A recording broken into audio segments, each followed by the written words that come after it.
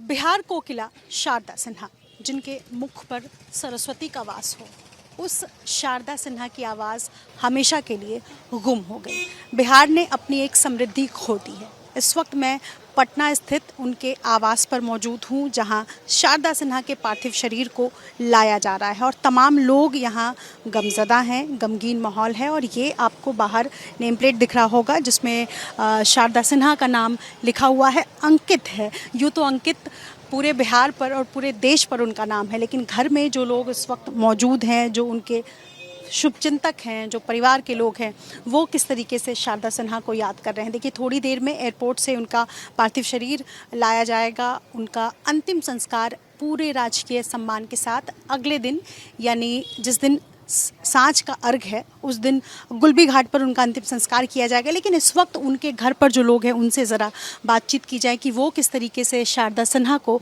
याद कर रहे हैं, और ख़ास तौर पर तब जब छठ का आज दूसरा दिन है, खरना का दिन है, और ऐसे में जो लोग यहाँ पहुँचे हुए हैं वो कैसे याद करते हैं।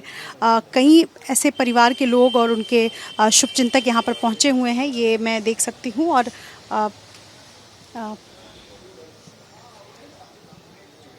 कोई बात नहीं, ये विजेता जी हैं और शाश्वत चौबे की पत्नी हैं, और ये यहाँ पर मौजूद हैं। मैं समझ सकती हूँ, ये आपकी आंखों में आंसू है। कैसे याद कर रही हैं आज शारदा सिन्हा जी को?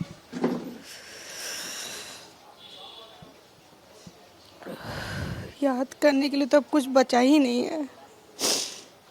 सोचे नहीं थे कि 1 महीना पहले 3 तारीख को जो अंकल का श्राद्ध था, हम लोग सब लोग ऐसे ही निकलते हुए बाहर तक गए थे, तो बोली कल 2 दिन में दिल्ली जाएंगे और चेकअप करा कर आएंगे, तो कुछ दिन रहेंगे यहाँ पे, दिल्ली तुम्हारे घर पे भी जाएंगे और फिर हम लोग बैठ के बातें करेंगे।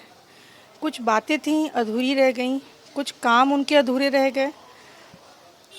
उनको उनके गानों को जितना बार भी सुनिएगा तो लगता है कुछ न कुछ नया है। लास्ट गाना इतना दुखदाई है कि जैसे लगता है कि अभी तक तो वो सबके लिए मांग रही थी, सबके लिए कर रही थी, शादी के हर एक गीत में वो हर एक फीलिंग्स को डाल रही थी। लेकिन लास्ट गीत जो है उनका, जो अभी 1 सप्ताह पहले, हाँ, उसमें लग रहा है कि वो गाना ऐसा है जिसके लिए वो अब अपने लिए मांग रही छठ माँ से। तो ऐसा उम्मीद है कि ये गाना तो छठ माँ को भी हिला देगा। ऐसा फील हो रहा था हम लोग को कि ये तो इनको हिला के रख देगा और इनको वापस आना होगा। ये नहीं पता था कि छठ में नहाए खाए के दिन ऐसा हो जाएगा। लोग तो कह रहे हैं छठी मैया की गोद में चली गई, लेकिन हम लोग को हम पर्सनली ऐसा फील नहीं करते हैं। भगवान को कुछ तो चमत्कार करना चाहिए था, कम से कम उनको कुछ दिन और दे देती। बिंदी भी आपने जिस तरह लगाया, शारदा सिन्हा जी ऐसी लगाती थी। वो बोलती थी हमेशा कि मैं जितना बड़ा बिंदी लगाती हूँ तुम भी वैसे ही लगाती हो विजेता। हम बोले आपको देख के तो आपके ड्रेसअप को, आपके जो मांग में इतना अच्छे से आप सिंदूर भरती हैं, वो कितना प्रेरित करती थी वैसी लड़कियों और वैसी महिलाओं को जो सिंदूर नहीं लगाती हैं। उनका वो छोटा, आप उनके हर एक वीडियोस को और फोटोज़ को देखिएगा तो वो छोटा छोटा झुमका पहनना, वो बड़ी बड़ी माला पहना, वो पाड़ वाली साड़ी, डार्क कलर की साड़ी, वो अंकल के डेथ के बाद एकाएक देखने के बाद ऐसा लगा कि ऐसे कैसे हो सकता है। अब आज हम लोग को ये लगता है उनके जाने के बाद, अगर ऐसा ही होना था भगवान को तो 1 महीना पहले ले गए होते, एटलीस्ट वो इतना तैयार होके आज गई होती। उनकी विदाई, हम लोग लास्ट विदाई इस तरीके से करेंगे ये नहीं सोच पाए थे। अगर क्या आप गाना गाती हैं? जी बिल्कुल नहीं, मेरा आवाज़ इस टाइप का है कि मैं नहीं गाती हूँ। क्योंकि जो लोग उनको विदाई दे रहे हैं, उनको याद कर रहे हैं, वो उन्हीं के गाए हुए गानों को अगर उसी तरीके से अगर उनको विदाई दे सके, और ख़ास तौर पर तब जब हम सब छठ मना रहे हैं, बिहार में हैं। देखिए इस बार पता नहीं भगवान का क्या ऐसा माया था या पता नहीं कुछ ऐसा था, इस बार मैं छठ करने वाली थी और मुझे हमेशा लगता था कि छठ करूँगी तो आंटी के गाने से ही करूँगी, वो तो है ही खैर, और आंटी को भी बुलाऊँगी तो उनका मैं डेली, अभी से 1 महीना से मैं डेली एक ही गाना सुनती थी, पहले पहले कहीं नहीं। तो अब अपने आप में लगता है कि अब कर ही नहीं पाऊँगी, उनके बिना तो अधूरा रह गया वो चीज़ मेरा। आवाज़ मेरी भारी थी तो हम आंटी को बोलते थे कि आपकी आवाज़ को देख के हमको थोड़ा इंस्पिरेशन मिल सकता है कि मैं भी ज़िंदगी में कभी गा सकती हूँ, क्योंकि उनकी आवाज़ के लिए ये नहीं था कि आवाज़ पतली होना ही ज़रूरी है। उनकी आवाज़ों में जो वो एक मतलब उस लाइन वो ऐसा खींची है ना कि उस लाइन पे कोई नहीं जन्म लिया अभी तक और ना कोई जन्म लेने वाला है।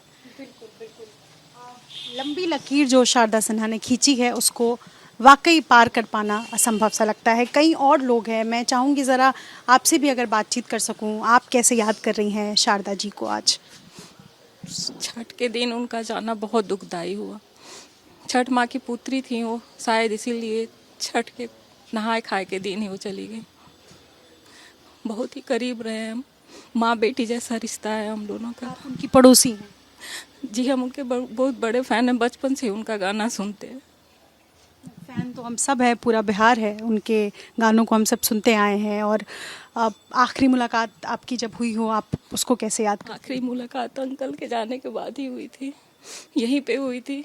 फिर हम लोग सब एक साथ वैसे ही मिले, उसके बाद नहीं मिल पाए। उसके बाद मिलने आना था मुझे, लेकिन मैं चली गई थी घर। माँ बोली भी थी कि आना बेटा, लेकिन नहीं पता था कि नहीं हो पाएगी। क्या नाम है आपका? रागिनी। आप साथ में हैं? मैं उनकी बहू हूँ। कैसे याद करती हैं? ये तो वैसा ही क्वेश्चन हुआ ना कि एक माँ एक बेटी से अगर उसकी माँ चली जाए तो क्या, आप बताओ कि क्या रिप्लाई करूँ मैं, कैसे माँ को याद कर सकती हूँ। वाकई में बात यही है कि माँ तो सिर्फ जन्म देती है, लेकिन जो मदर इन लॉ होती है, जो सास होती हैं, वो तो फ्यूचर के लिए हमको तैयार करके और कभी दुलार से, कभी प्यार से, कभी डांट के, कभी समझा के, हर तरीके से माँ ने शायद इसी दिन के लिए तैयार, इसी दिन के लिए वो तैयार करती थी। स्तुति ऐसे करो, ये करना चाहिए, ऐसे रहना चाहिए। बहुत बार ऐसा भी बोलती थी कि नहीं रहेंगे तब ऐसा करना, तब ये करना। उनकी पोती उनको ऐसे ही हमेशा दादी दादी करती है। I'm running short of words। माँ के लिए कोई अब बस उनका वेट हो रहा है कि जल्दी आए और उनके दर्शन कर पाऊँ। वीडियो कॉल पे देखा था, तो इसके साथ लास्ट टाइम खेली भी वो वीडियो पर ही। एक जो तस्वीर उन्होंने शेयर की थी वो और मतलब सर के साथ, अपने पति के साथ जो उन्होंने फ़ोटो शेयर की थी, उसमें पोती भी दिख रही है। वो तस्वीर बहुत वायरल हुई थी। मैं आपसे ये जानना चाहती हूँ कि उन्होंने अपने बेटे बेटी दोनों को सुर सिखाया, गीत सिखाया, क्या आपको भी सिखाने की कोशिश की हो या पहले से गाती हो? देखिए, उनका मानना ये था कि हर कोई अपनी अपनी फील्ड में है और जो जिस फील्ड में रहे वो पारंगत रहे। रादर देन कि आप कोई अगर गा रहा है तो मैं उन में जंप करके और वो सीखूं, उससे बढ़िया तुम जिस चीज़ में हो तुम उसमें एक्सेल करो। यही माँ ने हमेशा सिखाया है और हमेशा हम लोगों को यही इसीलिए प्रोत्साहित करती थी कि स्तुति तुम बोलती अच्छा हो। I am also from media only, तो मैं आरजे रह चुकी। Shivangi what are you doing बेटा, don't do this, don't do this. तो वो हमेशा मुझे इस चीज़ के लिए प्रोत्साहित करती थी। और जब उनकी शूटिंग होती थी तो मैं हमेशा उनका सपोर्ट, उनका मेकअप और ये इन चीज़ों में करती थी। तो वो कहती थी माँ हम तो स्पॉट बॉय हैं ना, देखो क्या क्या काम करना है। वो ऐसे हंसती थी ऐसे सर करके कि ये लड़की तो उनका वो चीज़ वो बहुत याद आती है, जस्ट कांट टेल यू। कि अब लगता है कि कौन सिखाएगा, कौन बोलेगा कुछ भी। वो बाबूजी अभी तुरंत गुजरे थे, तो लगता था कि माँ से जाके पूछ लेते हैं, जो भी बोलना होगा माँ बोल लेंगी, माँ से बताएंगे, माँ से पूछते हैं। अब कल रात से ऐसा लग रहा है कि अब कौन सिखाएगा, किसको पूछूंगी मैं कि माँ क्या करना है। तो बहुत पेनफुल है, वर्ड्स में नहीं एक्सप्रेस कर पाते हैं उनका जाना। शुक्रिया बातचीत करने के लिए, क्योंकि यहाँ पर सभी लोग धीरे धीरे कर इकट्ठा हो रहे हैं और इंतज़ार किया जा रहा है जब शारदा सिन्हा जी को यहाँ पर लाया जाएगा। बड़ी संख्या में लोग यहाँ पर पहुँच रहे हैं, लेकिन जाहिर है सब अपने अपने तरीके से उनको याद कर रहे हैं। और जैसा उनकी बहू स्तुति सिन्हा बता रही थी कि माँ सबको अपने अपने फील्ड में ही पारंगत रहे, ऐसा कुछ सीख देती थी, सुझाव देती थी। और शारदा सिन्हा का ये पैतृक घर, बल्कि उनका पटना स्थित उनका घर है और यहाँ पर इंतज़ार किया जा रहा है उनके आने का। और एक बार अगर मैं आपको तस्वीरें दिखा सकूँ, धीरे धीरे करके ये काफ़िला यहाँ पहुँच रहा है। जब शारदा सिन्हा को एयरपोर्ट से लाया जा रहा है और ये आपको लोग नज़र आएंगे, भीड़ नज़र आएगी, पटना प्रशासन आपको नज़र आ रहा होगा। और शारदा सिन्हा का पार्थिव शरीर यहाँ उनके घर पर पहुँच गया है। ये सामने आपको उनके बेटे अंशुमन सिन्हा और बेटी वंदना नज़र आ रही होंगी और शारदा सिन्हा का पार्थिव शरीर इस वक्त उनके घर पर पहुँचा है। अंशुमन सिन्हा, उनके बेटे इस वक्त हमारे साथ मौजूद हैं। घर पर उनके पार्थिव शरीर को लाया गया है। देखिए, आप लोगों का जो दुख है ये सबसे ज़्यादा है, मतलब पूरा देश, पूरा बिहार आपके साथ खड़ा है। कैसे, क्या कहना चाहेंगे? आखिरी वक्त में आप संघर्ष किया उन्होंने, आपने बाकायदा लाइव वीडियो भी दिखाया, लोग जो परेशान थे, चिंतित थे। बहुत संघर्ष रहा है पिछले, उनके हेल्थ को लेकर के मैं बहुत चिंतित रहता था। लगातार हॉस्पिटल जाना, दिखाना, करवाना और उनके मनोबल को बनाए रखना, क्योंकि उम्र के साथ और तकलीफ़ के साथ व्यक्ति टूटता है। अपनी बीमारी को उन्होंने कभी भी ढाल नहीं बनाया, व्यक्तिगत पीड़ा को कभी बाहर नहीं आने दिया। उन्होंने हमेशा कहा कि नहीं, ये सब बातें कहीं बाहर नहीं, मैं जो काम करती हूँ बस उसी में रहूँगी, काम करूँगी अपना।